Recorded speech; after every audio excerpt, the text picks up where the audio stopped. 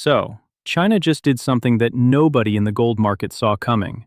And if you actually understand what it means, it is one of the biggest financial stories of the year. Starting July 24th, if you are a Chinese citizen and you want to trade paper gold through your bank, that access gets switched off completely. Not reduced, not restricted, switched off. And it is not just one bank doing this quietly in the background. It is basically all of them, one after another, in the span of a few weeks. Postal Savings Bank of China did it first. Then Ping An Bank followed. Then China Guangfa Bank made the same announcement in June. And now the Industrial and Commercial Bank of China, one of the largest banks on the entire planet, has confirmed they are doing the exact same thing. So the question everybody should be asking is simple. Why would some of the biggest financial institutions in the world, all at the same time, suddenly decide to shut the door on gold trading for their own citizens? The official answer they are giving us is that they are protecting people from volatility. And on the surface, that story actually kind of makes sense. Gold has had a wild year. It ripped higher for months, investors got greedy, and then it came down hard, wiping out a lot of leveraged positions along the way. So the official line is, we are doing this to protect retail investors from themselves. Chinese banks have also pushed margin requirements up to levels never seen before in the industry, which means if you want to borrow money to trade gold, you now need to put up way more collateral than you used to. On paper, that is a responsible, protective move. A caring government stepping in to stop its citizens from getting hurt. But here is the thing. When you actually look closer at what is being shut down and what is not being shut down, the official story starts to fall apart a little. Because China is not stopping people from buying and selling physical gold. You can still walk into a shop, buy a gold bar, buy gold jewelry, buy coins, whatever you want. What they are shutting down is something much more specific. They are shutting down leveraged paper contracts, the speculation, the gambling, the side of the gold market that has nothing to do with actual metal changing hands, and everything to do with pieces of paper being traded back and forth at lightning speed. So now ask yourself the real question. If the goal was simply to protect people from volatility, why not just raise margin requirements and leave it at that? Why go all the way and kill the entire paper trading market for retail investors? That is a much bigger move than just protecting people from losing money. That is a move that looks a lot more like China clearing the table before doing something much bigger. And when you zoom out and look at everything else China has been doing at the same time, a very different story starts to emerge. Not a story about protecting retail investors, a story about who actually controls the real price of gold.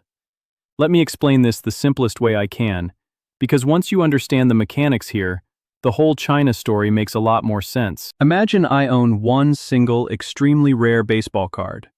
There is only one of it in the entire world, and it is sitting in my safe. Now imagine I write up a little certificate that says, this piece of paper entitles you to that exact card. I sell that certificate to you.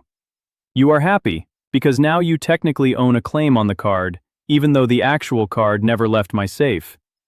Maybe you do not even want to hold the physical card yourself. It is heavy, it is risky to store, someone could steal it. The paper is just easier. Here is where it gets interesting though. Once I realize that you are probably never going to show up and actually demand the real card, what is stopping me from writing a second certificate and selling it to somebody else? And then a third, and a fourth, and a 10th. Now there are 10 different people who each believe they own that card. But there is still only one card sitting in my safe. Nothing physically changed. I just created 9 extra claims out of thin air. Now think about what that does to the price. If the market is only looking at how many certificates are floating around, it is going to think there are 10 of these cards in existence, not one. And when something looks like it is abundant, even if it is not actually abundant, the price gets pushed down. So the real card, the one true rare item, ends up trading at a price that reflects 10 cards worth of supply instead of one. That is what paper suppression looks like in the simplest possible terms. Now, stretch that exact same logic over the global gold market. In places like London and in the futures market in New York, the overwhelming majority of gold that trades every single day is never physically delivered to anybody. It exists purely as contracts. paper claims that get bought and sold, moved around, leveraged, and settled in cash, never in actual metal. Most people trading these contracts have zero intention of ever showing up to collect a real bar of gold. And just like my card example, that means banks and institutions can issue far more paper claims than there is actual physical gold sitting in vaults to back them up. Nobody knows the exact ratio, because nobody can perfectly audit how much gold exists in the world or how many paper claims are stacked on top of it. But most serious estimates agree on one thing. There is dramatically more paper gold in circulation than there is physical gold to back it. Which means, using the same logic as the card example, the price of gold that we see every single day is probably lower than what it would be if the world only traded real, physical metal. So how would we actually know if that is true? There are two signals worth watching for. The first signal is a price gap between the physical thing and the paper thing. If the world was completely honest and there was only one paper claim for every 1 ounce of real gold, the price of paper gold and physical gold would move together perfectly, dollar for dollar, because everybody would know exactly how much real supply exists. But the moment you start stacking way more paper claims on top of the same physical gold, you start to see cracks. People who are nervous about the system start paying a premium to hold the real thing instead of trusting the paper. And we have already seen this exact pattern play out in the silver market, where at one point earlier this year, the price gap between physical silver and paper silver spiked to something like 40%. That gap has narrowed since, but it never fully closed, and there is still a real premium being paid for physical silver over paper silver today. In the gold market, the spread is much smaller, which on the surface suggests the system is more honest. But small does not mean zero, and China appears to want to find out exactly how honest that system really is by removing the paper layer entirely and watching what the real price does underneath it. The second signal is investor behavior. If sophisticated players believed the real price of gold should be much higher than what the paper market is showing, what would they actually do? They would sell the paper and buy the physical metal. They would get out of certificates and start stacking real bars. And when you look at who has been doing exactly that over the last few years, it is not retail traders. It is central banks. The most sophisticated, best-informed financial institutions on the planet have been buying physical gold at a pace that is unlike almost anything in modern history. In the first quarter of this year alone, central banks bought well over 200 tons of gold, one of the strongest quarters ever recorded. And this has not been a one-time event. Central banks have now bought more than 200 tons of gold in the majority of quarters over the last several years. What makes this even more interesting is that a large chunk of this buying has reportedly gone unreported. The World Gold Council has openly acknowledged that its official numbers include an estimate for undisclosed purchases, meaning gold that central banks are quietly buying without officially announcing it. Some analysts believe the real number could be several times larger than the reported figure, especially when it comes to China specifically. So think about what that means. The official gold buying numbers that get published every quarter are likely just the visible tip of a much bigger iceberg. And it is not only about what central banks are buying, it is also about what they are selling to fund those purchases. And what they have increasingly been selling is U.S. Treasury debt. For decades, the standard playbook for central banks around the world was simple. Take your extra dollars from trade surpluses and park them safely in U.S. government bonds. It was the reliable, boring, responsible thing to do, and virtually every major economy followed that exact strategy. But that playbook has been quietly changing. Foreign central banks largely stopped growing their treasury holdings years ago, and some of the biggest holders have actually been reducing their positions. China in particular has sold off a significant amount of U.S. debt over the past several years and rotated a meaningful portion of that money into gold instead. They are not dumping it all at once, because doing that would crash the value of what they still hold and hurt their own position. So instead, it has been a slow, steady, strategic rotation, quarter after quarter, out of paper promises and into physical metal. And when you step back and ask why any major nation would trade an asset that pays interest for an asset that pays absolutely nothing, the answer becomes pretty clear once you consider trust. You only make that trade if you no longer fully trust the paper promise behind the interest-bearing asset. For decades, The implicit deal with holding US debt was straightforward. Trust the system, trust the currency, and you will be protected. But after years of geopolitical tension, aggressive use of financial sanctions, and a level of government spending and debt issuance that shows no signs of slowing down, a growing number of nations have started asking themselves whether they want to keep depending so heavily on one single currency for their national reserves. Now here is where China's move starts to connect into something much bigger than just one country's domestic banking decision. Back in 2014, a senior official at the Shanghai Gold Exchange stood up at a major gathering of the London Bullion Market Association, which is essentially the heart of the Western paper gold pricing system, and said something that at the time probably sounded like a bold, distant prediction. He said that Shanghai gold would change the situation where gold is consumed in the East, but priced in the West. He said that once China earned a real seat at the table in the international gold market, the true price of gold would finally be revealed. That was over a decade ago. And today, in 2026, that prediction is starting to look less like ambition and more like a roadmap that has actually been followed step by step. Because what China appears to be building right now is not just a smaller, quieter version of the paper casino that exists in London and New York. It is an entirely separate system, built specifically so China gets to set the rules, instead of just following someone else's. That is why the shutdown of retail paper gold trading is happening at the exact same time as the launch of a brand new gold clearing and settlement system, run through Hong Kong and working directly with the Shanghai Gold Exchange. Here is roughly how the pieces fit together. Shanghai becomes the vault and the price setter.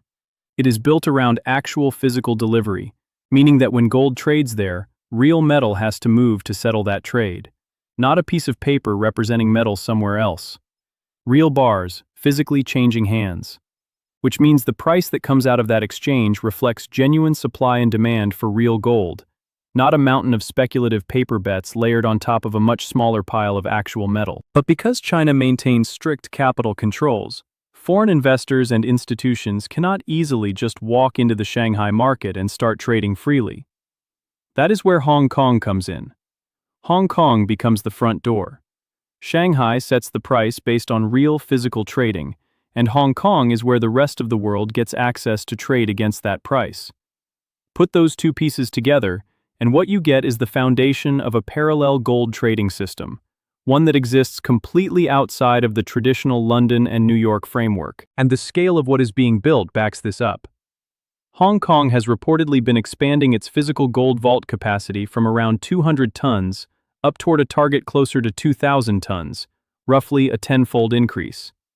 You do not build a vault that large if all you plan to do is shuffle paper contracts around. You build a vault that large when your entire plan revolves around real, physical gold actually needing somewhere to sit. So why would China go through all this trouble? Because whoever controls the price of the world's most trusted form of money, and can settle that price in their own currency, gives that currency something extremely valuable. An anchor. Not necessarily an official gold standard in the old-fashioned sense, but something that ties the currency to a sense of real, tangible stability. China understands that the rest of the world does not fully trust the yuan on its own, largely because it is a currency controlled directly by the state and is not freely traded the way the dollar is. But the world does trust gold. It always has. So if major commodity deals and trade agreements start getting priced in yuan and settled against real physical gold sitting in vaults in Shanghai or Hong Kong, then countries that were previously hesitant to hold yuan suddenly have a much stronger reason to hold it, because behind that currency now sits something real, something that cannot simply be printed into existence. That is arguably the real move here. Not a direct confrontation with the United States or the dollar, but a slow, deliberate build toward an alternative system that reduces how much the rest of the world needs to depend on the dollar at all. Which naturally raises the next question. What does the United States do in response to something like this? One theory that has been gaining traction is that the US could respond with its own version of a gold-backed strategy centered around US Treasury bonds. And here is a fact about the US gold reserves that genuinely sounds made up, but is actually completely true. The United States officially reports holding somewhere around 8,000 tons of gold. Nobody outside the government can fully verify the exact condition or location of every single bar, but that is the number on the official books. Here is the strange part, though. That gold is not valued anywhere close to its real market price on the government's balance sheet. It is still valued using a price that was set by law back in 1973 and has never been updated since. That legally fixed price is just $42 an ounce, compared to a real market price that today sits around $4,000 an ounce. Do the math on that, and it means the US government is officially valuing its entire gold reserve at roughly $11 billion on paper, when at real market prices, that same gold would actually be worth somewhere closer to $1 trillion. That gap between the official number and the real number has essentially been sitting there, frozen in place, since the Nixon era. So how could the US respond? In theory, with something as simple as updating one number. If the Treasury decided to revalue that gold from $42 an ounce to something closer to its real market price, more than $1 trillion in value would suddenly appear on the government's official balance sheet, without issuing a single new bond or printing a single new dollar. This is not some fringe internet theory either. Researchers at the Federal Reserve have actually published work exploring exactly this kind of idea, and there has been public discussion from Treasury officials about finding ways to put the asset side of America's balance sheet to work. There is also a longer-standing proposal, associated with economist Judy Shelton, for a 50-year Treasury bond that could be redeemed either in dollars or in physical gold. If something like that were ever adopted, it would effectively make a portion of US government debt partially backed by gold, which is functionally the exact same strategy China appears to be pursuing with the yuan, just wearing a different flag. So you can see the shape of the bigger picture forming. If China is moving to anchor its currency to gold through a new physical settlement system, the natural countermove from the US would be to do something similar with the dollar, using the gold it already claims to hold. Now, should you take any of this as a guaranteed prediction of exactly what happens next? Absolutely not. Nobody knows for certain whether a Treasury revaluation ever actually happens, and if it does, nobody knows exactly when. But what we do know for certain is that the underlying pieces are all real. The Federal Reserve has genuinely explored this idea in published research. Treasury officials have genuinely talked publicly about unlocking value from the asset side of the balance sheet. The gold-backed bond proposal is a real, documented idea that has been floated for years. None of this is speculation about whether the pieces exist. The only real speculation is around timing and whether policymakers ever pull the trigger. And even if a formal gold revaluation never happens, there is a second way this same outcome could still play out. Gold does not need to keep rising for the effective value of America's gold reserves to grow relative to everything else. All that needs to happen instead is for the dollar itself to weaken over time. If the dollar loses purchasing power steadily, the real-world value of a fixed pile of physical gold effectively rises in comparison, even without a single official policy change. So in a strange way, this story does not necessarily hinge on a dramatic single announcement.